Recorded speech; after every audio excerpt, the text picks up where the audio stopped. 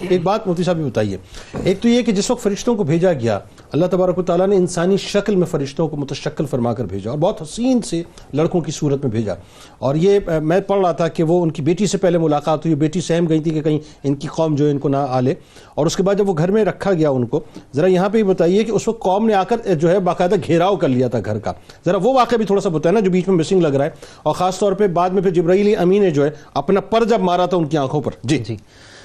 دیکھیں تفصیل کے ساتھ قرآن مجید نے اس کو کئی مقامات پر ذکر کیا ہے. قوم لوط کے عذاب کو ہوا یہ کہ وہ جب میں نے ذکر کیا پہلے بھی کہ اسحاق علیہ السلام کی بشارت دے دی، وہاں سے طے ہو گیا کہ اب یہ عذاب آنا ہے اور یہ ٹلے گا نہیں، کیونکہ بہت سارے عذابات جیسے یا چیزیں ایسی ہوتی ہیں دعاؤں کی بدولت ٹل جاتے ہیں، لیکن یہاں پر تو یجادلون فی قوم لوط ہوا، اس کے باوجود بھی فرما دیا کہ پیارے ابراہیم اپنے اس معاملے سے اعراض کر لیجیے. تو طے ہونے کے بعد فرشتے جب وہاں آتے ہیں تو روایات کے اندر یہ ملتا ہے کہ ان کو یہ کہا گیا تھا کہ جب تک لوط علیہ السلام خود 4 مرتبہ اس کو اوکے نہ کر دیں، ان کی یعنی حجت تمام نہ کر دیں عذاب کے حوالے سے، اس وقت تک عذاب کا پروسیس شروع نہیں کرنا. یعنی یہ فرشتے بنیادی طور پہ اتمام حجت کے لیے ہے. تو اللہ تعالیٰ کہیں بھی عذاب بھیجنے سے پہلے قرآن میں ذکر کئی مقامات پر اس کا موجود ہے کہ اتمام حجت فرماتا ہے. یعنی اس میں ایک اور وضاحت فرما دیجیے، سوال ہے میرا کہ اتنا رحیم و کریم پروردگار کہ گناہ اپنے عروج پر ہے اس کے باوجود اتمام حجت فرما رہا ہے. دیکھیں یہی تو اس کی شان کریمی ہے، اگر ورنہ تو پکڑنے پر آئے تو آپ یہاں گناہ کا صدور ہو اور یہاں آپ پر عذاب کا نزول ہو جائے. لیکن اس نے وہاں سے یہ روایت میں ملتا ہے کہ 3 یا 4 مرتبہ کا ذکر ہے، تو اس لیے وہ انسانی شکل میں متشکل ہوئے اور راستے میں ان کو ایک کنویں پر جو ملاقات ہوئی آپ کی صاحبزادی سے.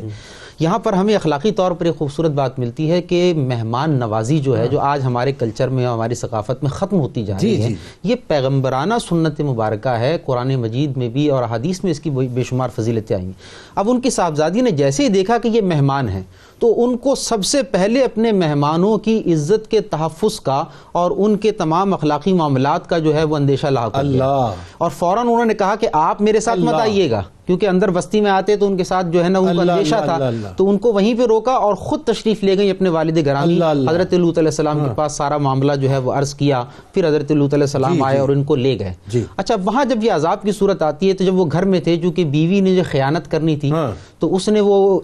علامات مقرر کی ہوئی تھی، یعنی دن کے وقت میں دھواں نکال دوں گی اور رات کے وقت یہ ہوگا کہ میں آگ جلا دوں گی، تو اس سے پتہ چل جائے گا کہ یہاں پر مہمان ہیں. تو انہوں نے اپنے حسب مزاج جو ہے وہ کام کیا، یعنی انفارمیشن پہنچا دی. لیکن چونکہ یہ تو فرشتے تھے اور یہ سارے کے سارے معاملات دیکھ رہے تھے، ان کو پتہ تھا. تو اب حضرت لوط علیہ السلام نے ان کو پروٹیکٹ کرنے کے لیے، چونکہ مہمان ہیں ابھی انسانی شکل میں متشکل ہیں، وہی نور اور بشر والی بات، ابھی وضاحت نہیں ہوئی ہے،